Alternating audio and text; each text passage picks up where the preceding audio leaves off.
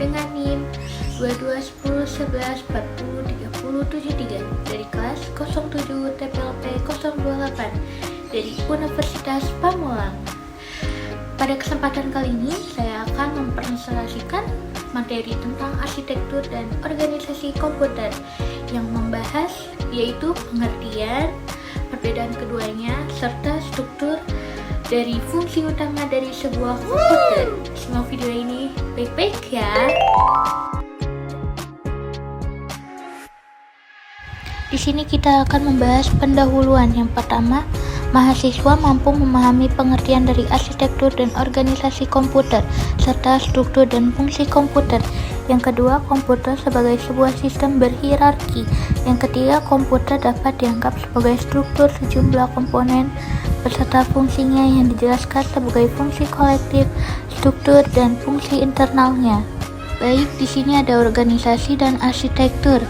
Yang pertama itu, arsitektur itu apa sih? Arsitektur itu adalah atribut yang berhubungan dengan programmer, yang di dalamnya itu ada kumpulan bit, jumlah bit yang digunakan untuk representasi data, mekanisme input atau output, teknik pengamatan. Contohnya itu, apakah tersedia instruksi untuk perkalian? Kalau organisasi itu adalah bagaimana suatu perangkat diimplementasikan, yang di dalamnya signal control dan interface dan memori. Contohnya itu penambahan hardware baru atau penambahan hardware secara berulang. Yang kedua itu ada apakah instruksi perkalian diimplementasikan secara hardware ataukah dikerjakan dengan penambahan secara berulang. Lalu di sini kita masih membahas organisasi dan arsitektur. Arsitektur itu sama, organisasinya dapat berbeda. Arsitektur itu bertahan lama, organisasinya itu menyesuaikan perkembangan teknologi. Di sini ada 4 poin. Yang pertama, semua keluarga Intel 86 mempunyai dasar arsitektur yang sama. Yang kedua itu semua keluarga 1MB System 370 mempunyai dasar arsitektur yang sama. Yang ketiga, memberikan kompatibilitas kode. Yang keempat itu ada organisasi berbeda jika versinya berbeda. Di sini kita membahas perbedaan utamanya, perbedaan arsitektur dan organisasi. Yang pertama kita membahas arsitektur komputer dulu ya. Arsitektur komputer itu bagian yang lebih cenderung pada kajian atribut-atribut sistem komputer yang terkait dengan seorang programmer. Contohnya, set instruksi, aritmatika yang digunakan, teknik pengamatan, dan mekanisme input atau output. Lalu di sini ada organisasi komputer, bagaimana yang terkait era dengan unit-unit operasional dan interaksi antar komponen penyusunan sistem komputer dalam merealisasikan aspek arsitekturnya. Contoh, aspek organisasinya adalah teknologi hardware, perangkat antarmuka, teknologi memori, sistem memori, dan sinyal-sinyal kontrol. Di slide ini fungsi dan struktur komputer. Fungsi merupakan operasi yang bisa dilakukan oleh komponen sebuah sistem. Contoh, komputer memiliki fungsi pemrosesan data, pemindahan data, penyimpanan data, dan pengendalian. Lalu di sini ada struktur. Struktur adalah bagaimana masing-masing komponen saling berhubungan satu sama lain. Contohnya, sebuah komputer memiliki struktur CPU, main memory, input dan output, dan bus.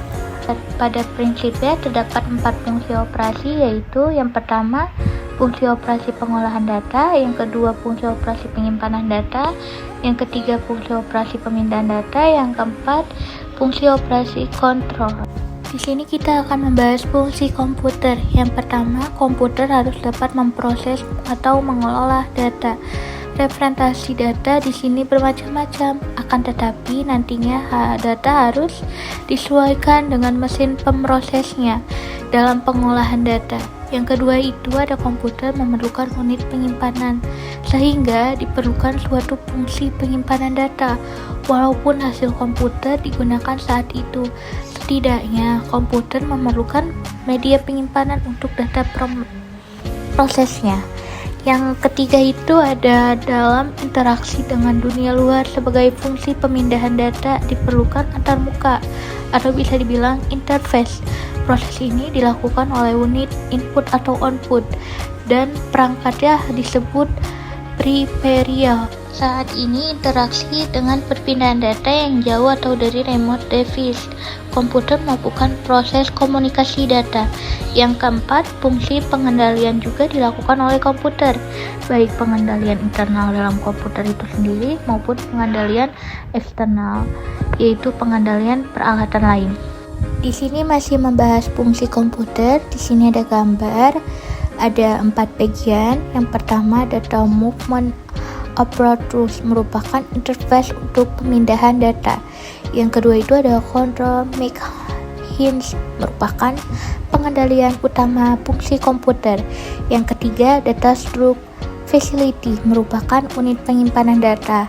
Yang keempat, ada data processing facility merupakan unit untuk pemrosesan data. Di sini ada pengolahan data. Langkah-langkah yang pertama, data diambil dari stroke oleh kontrol. Yang kedua itu ada kontrol memberikan ke bagian processing untuk diolah. Yang ketiga, hasil olahan pada bagian processing kemudian disimpan kembali ke stroke sebagai sebuah resulter. Contohnya update data pada Microsoft Excel. Di sini ada pemrosesan dari penyimpanan ke input atau output. Langkah-langkahnya yang pertama, data diambil dari data movement apparatus oleh kontrol. Yang kedua, kontrol memberikannya ke bagian processing untuk diolah.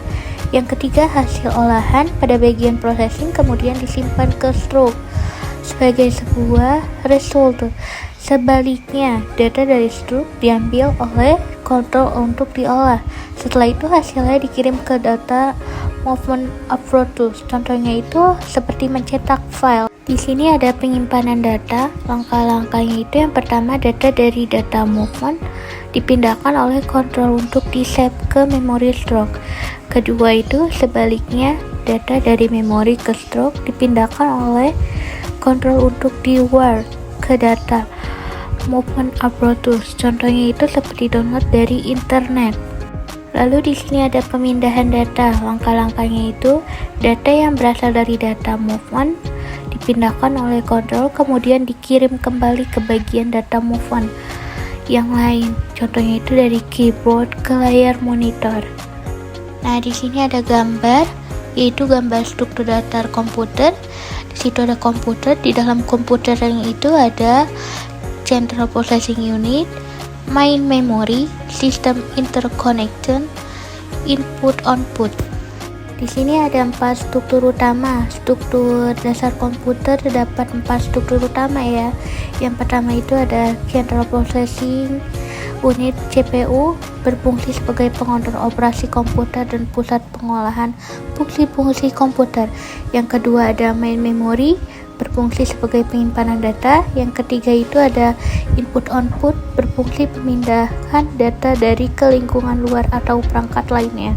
Yang keempat itu ada sistem interconnection, berfungsi sebagai sistem yang menghubungkan CPU, memori utama, dan input-output. Lalu di sini ada gambar struktur CPU. CPU itu di dalamnya itu ada register, arithmetic, dan logic unit, internal CPU interconnection, dan control unit.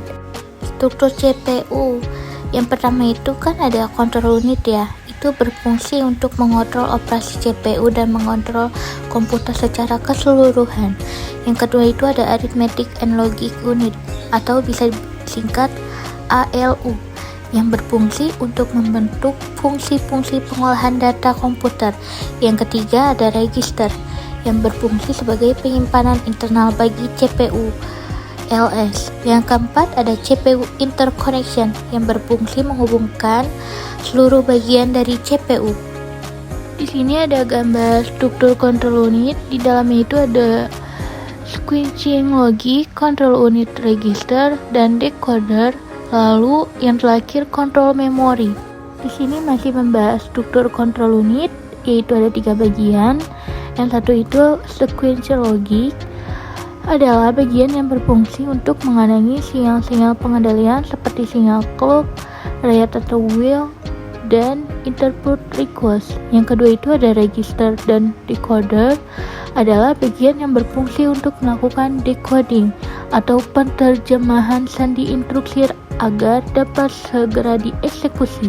Yang ketiga itu ada kontrol memori, adalah bagian yang digunakan oleh kontrol unit untuk menyimpan parameter-parameter pengendalian. Sekian dari saya, Febinia Lamsamanta. Wassalamualaikum warahmatullahi wabarakatuh.